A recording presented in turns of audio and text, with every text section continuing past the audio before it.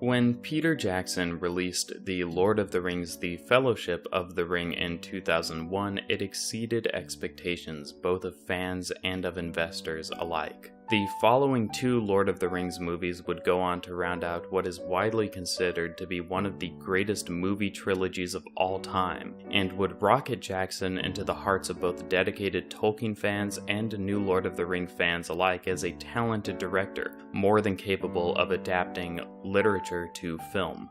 Needless to say, when it was announced that Jackson would be taking over the movie adaptation of The Hobbit from Guillermo del Toro, those who loved the Lord of the Rings films were overjoyed. But as the first Hobbit movie drew closer and closer to its release, foreboding signs of a disaster began to show themselves on the horizon.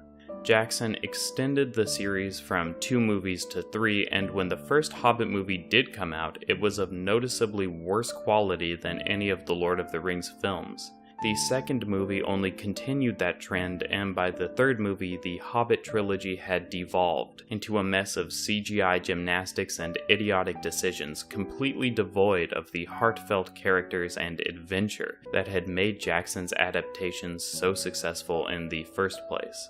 Later, it was revealed that a series of events, from budget issues to extensive rewrites to scriptural issues of immense magnitude, had all coalesced to make what should have been by all rights an incredible movie adaptation into a string of disasters. For fellow Tolkien fans, an incredible YouTuber by the name of Lindsay Ellis made a remarkable series on The Hobbit that I will link in the description, along with all other sources I'm using for this video, but that's aside the point.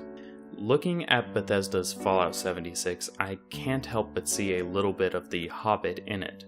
Fallout started off as a niche RPG franchise, which after unprecedented success was bought by Bethesda after Fallout 1 and 2 had already been released.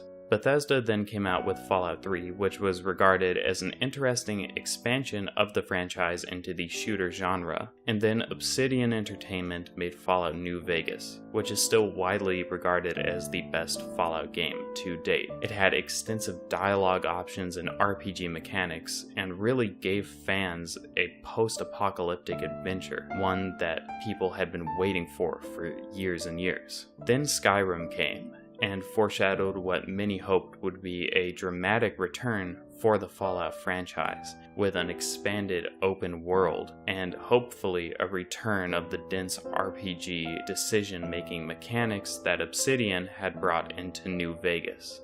However, when Fallout 4 released in 2015, its reception was tepid at best. While the critic rating on Metacritic sits at a respectable 84, the user score sits at a more pessimistic 5.5. In my own experience with Fallout 4, it was only through the gratuitous use of mods and console commands that I had any fun, and even then I uninstalled the game after a brief 10 or so hours. People always said that Skyrim was an ocean with the depth of a puddle in regards to its storytelling and world building, but if that's the case, then Fallout 4 was a puddle with the depth of a raindrop. The story was predictable and poorly written, and the world building was non-existent, suffering from an endemic overcrowding of enemies into nonsensical locations, and a removal of most of the RPG-driven elements such as extensive dialogue options and a non-voiced protagonist that had made Fallout so beloved in the first place. My issue with Fallout 4 wasn't that it was a bad game, because it was not a bad game. It was that, in the wake of titles such as Pillars of Eternity and The Witcher 3, which reinvented the wheel in terms of what many people viewed the RPG genre as being capable of, Fallout 4 just felt lazy. And this brings us to Fallout 76. Many are talking about it, but I have yet to see someone voice my particular issue with Fallout 76, hence this video. My problem with Fallout 76 is not necessarily the game per se, but rather the laziness that seems to permeate the title. Let us begin with an example. In Fallout 76's beta, which just wrapped up, every single player with a mic was automatically opted into an open world voice chat. In essence, if there was someone near you with a mic, you would be hearing them, and there were no ifs, ands, or buts about it. There was nothing you could do.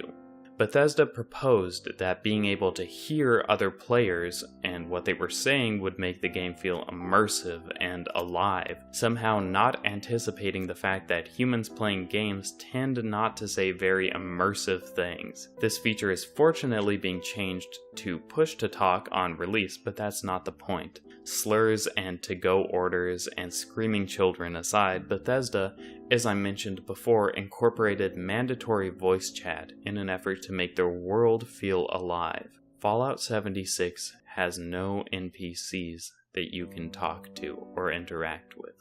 Instead of incorporating speaking NPCs that would add life to the game by having immersive scripted dialogue, Bethesda instead relied on their players to do that for them by insisting they have a mandatory voice chat system and hoping that they would say immersive things accurate to the game world. But I hear you say, Fallout 76 is doing environmental storytelling. There are no NPCs because the environment is the NPC. Well, I suggest you go and watch the video I am showing on the screen now by MXR Mods, where he explores a location called the Uncanny Caverns.